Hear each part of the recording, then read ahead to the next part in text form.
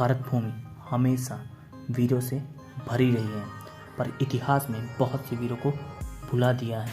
पंजाब की भूमि भी ऐसे ही वीरों से भरी पड़ी है। आज ऐसे ही एक वीर महापुरुष की कहानी बताने जा रहा हूँ, जो अपना सिर कटने के बाद भी जब तक अपनी विजय सुनिश्चित नहीं कर ली, तब तक प्राण नहीं त्यागी। इन वीर महापुरुष का नाम है बाबा दीप सिंह जी। इनका जन्म अमृतसर में हुआ था। इनके पिता का नाम भाई भगतू तथा माता का नाम जीवनी था।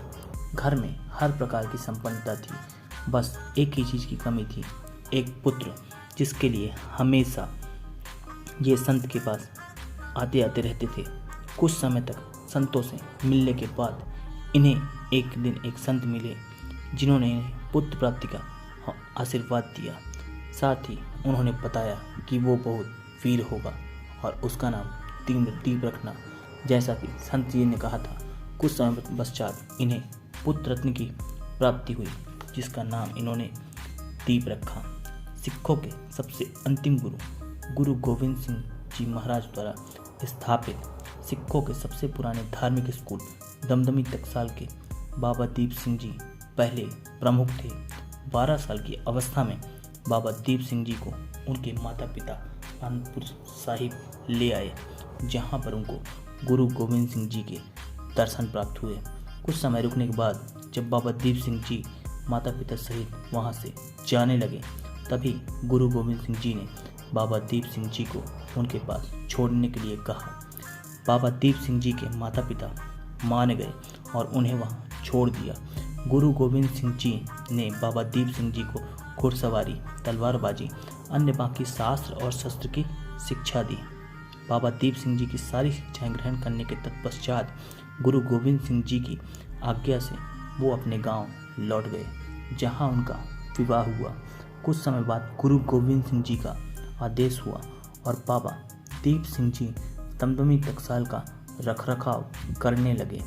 इसी दौरान उन्हें पता लगा कि गुरु गोविंद सिंह जी अपनी मां एवं चारों पुत्रों सहित आनंदपुर साहिब का किला छोड़कर चले गए हैं।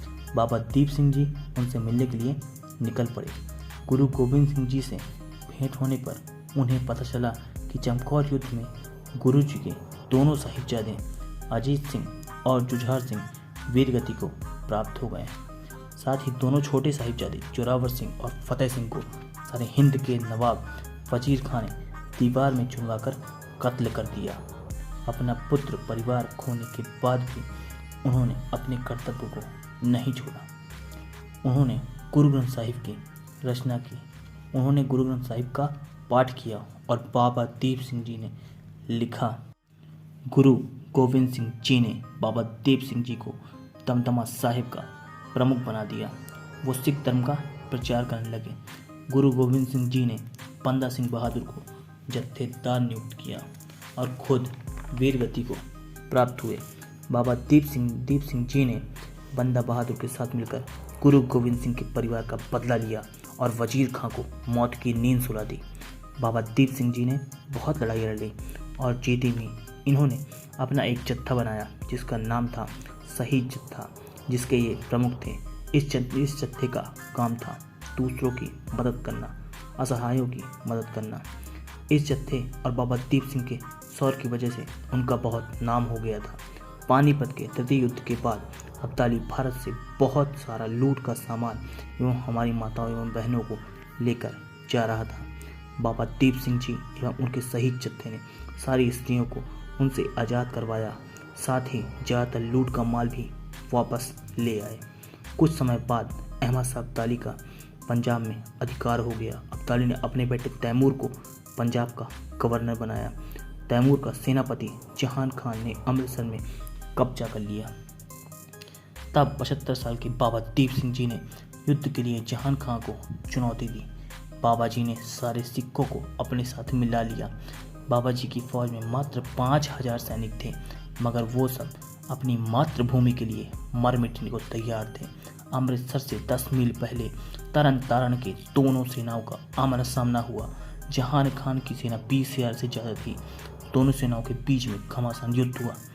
जहान खान के कमांडर और बाबा दीप सिंह जी के बीच युद्ध शुरू हुआ। दोनों ने तलवार के एक वार से एक दूसरे का सिर काट के अलग कर दिया, जिसमें दोनों की गर्दनें अलग हो गई। तभी बाबा दीप सिंह जी को उन्हीं के एक सैनिक ने उनकी प्रतिज्ञा याद दिलाई कि उन्हें हरमंदिर साहिब पहुंचना है। अपनी प्रतिज्ञा याद आते ही बाबा जी ने अपना सिर एक हाथ में रखा और दूसरे हाथ से तलवार चलाते हुए हरमंदिर साहिब की तरफ बढ़े। बाबा जी को ऐसा देखकर दुश्मन सेना में भगदड़ मच गई और दुश्मन सेना भाग खड़ी हुई। हरमंदिर साहिब पहुंच के बाबा जी ने अपना शीश वहां चढ़ाया और वीर गति को प्राप्त हुए। अपने अदम्य साहस के बल पे बाबा जी ने सर कटने के बावजूद दुश्मन को खदेड़ दिया। ऐसे ही भारत को वीरों की भूमि नहीं कहा जाता। ऐसे असंख्य वीर इस भूमि में पैदा हो चुके हैं।